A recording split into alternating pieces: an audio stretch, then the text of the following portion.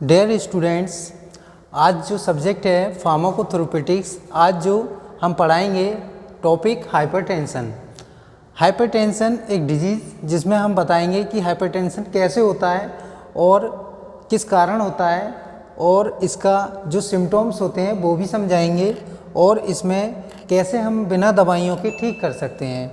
तो स्टूडेंट्स, इसमें हम ये भी बताएंगे कि आप कौन सी दवाइयाँ इसमें प्रयोग कर सकते हैं जिसकी मदद से, हेल्प से हम ठीक कर सकते हैं हाइपरटेंशन। तो पहले हम डेफिनेशन को समझ लेते हैं फर्स्ट, कि डेफिनेशन होता क्या है। डेफिनेशन में लिखा है कि A condition in which the free of the blood agonist artery walls is too high. तो डियर स्टूडेंट, इसमें हमें ऐसा क्या पता चलता है कि हमारा जो ब्लड सर्कुलेशन है वो एक तरह से क्या होता है कि हाई लेवल पर पहुंचता है, जिसके कारण हमारी जो वॉल्स होती हैं, आर्टरी वॉल्स, जो धमनियां होती हैं, बड़ी धमनियां, उसमें क्या होने लगता है कि बहुत ज़्यादा प्रेशर होने लगता है। तो डियर स्टूडेंट्स, इसमें हमें ये पता चल रहा है कि कहीं ना कहीं हमारी जो कंडीशन हो रही है वो हाइपर हो रही है, मतलब एक वृद्धि हो रही है, बहुत ज़्यादा बढ़ रहा है ब्लड प्रेशर।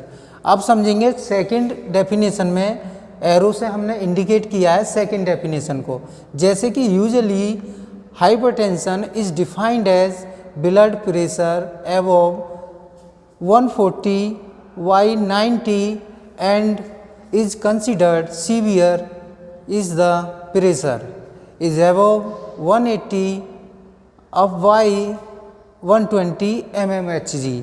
तो सीवियर कंडीशन में हम समझ सकते हैं कि डेफिनेशन समझा रहा है हमको कि हमारा जो ब्लड प्रेशर है अबव 140/90 हो, अगर उस कंसीडर्ड पर हम चेक करें कि सीवियर कंडीशन पर कितना बढ़ जाता है, मतलब कि हमारा 180 बीपी क्या हो जाता है, ब्लड प्रेशर हाई हो जाता है, ऊपर का बीपी कितना हो जाता है 180, और नीचे का रह जाता है 120।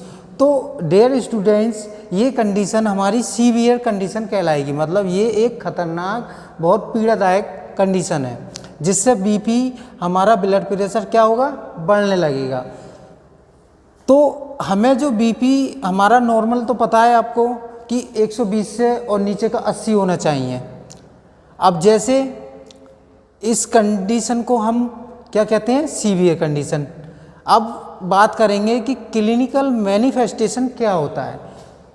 क्लिनिकल मैनिफेस्टेशन को डियर स्टूडेंट्स हम कह सकते हैं एक तरह से सिम्टम्स, कि क्या क्या लक्षण हमें दिखाई देते हैं जब हमारा कोई भी बीपी हमारे शरीर का बढ़ता है।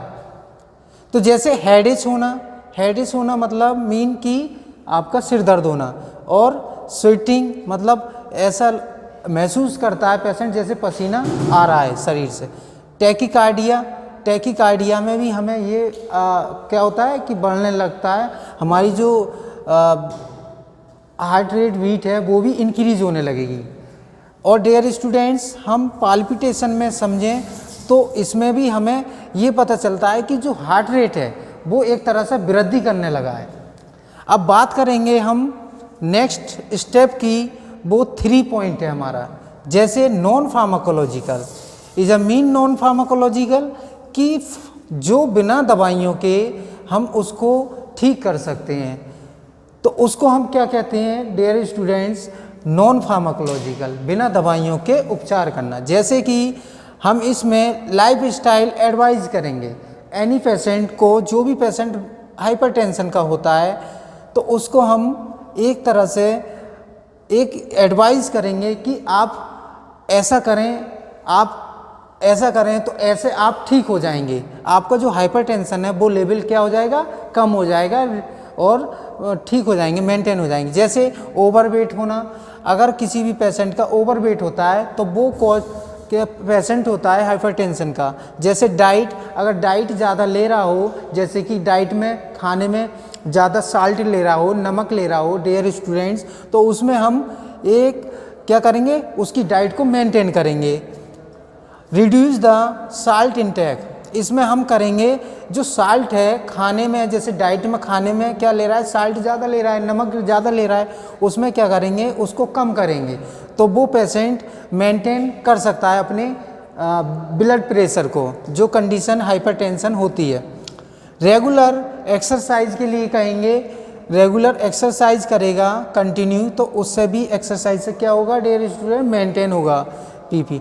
डोंट यूज़ द एल्कोहल, जैसे कि कुछ हाइपरटेंशन क्यों होती है, क्योंकि उसमें कुछ पेशेंट हमारे ऐसे होते हैं जो अल्कोहल का ज़्यादा यूज करते हैं। अल्कोहल हमें ज़्यादा यूज नहीं करना होता है, जिसके कारण हाइपरटेंशन के शिकार हो जाते हैं डियर स्टूडेंट्स। एंड स्मोकिंग को नहीं करना चाहिए, स्मोकिंग को छोड़ देना चाहिए या हमें रोक देना चाहिए। स्मोकिंग भी हमारा एक ऐसा लक्षण है जिससे हमारा हाइपरटेंशन का शिकार हो जाता है कोई भी पेशेंट। अब बात करेंगे फार्माकोलॉजिकल, अगर ये परेशानी हाइपरटेंशन की होती है तो उसमें हम कौन सी दवाइयाँ यूज कर सकते हैं डियर स्टूडेंट्स। जैसे अल्फा ब्लॉकर्स जो दवाइयाँ होती हैं, तो हम फार्माकोलॉजिकल में उसमें हम दवाइयाँ देते हैं पेशेंट को, जैसे कि फिनोटालामीन और फिनोक्सीबेंजामीन। इसको हम दवाइयाँ देने से क्या होता है, हाइपरटेंशन रिड्यूस हो जाता है और कम हो जाता है, जो कि अल्फा ब्लॉकर्स का काम करती हैं।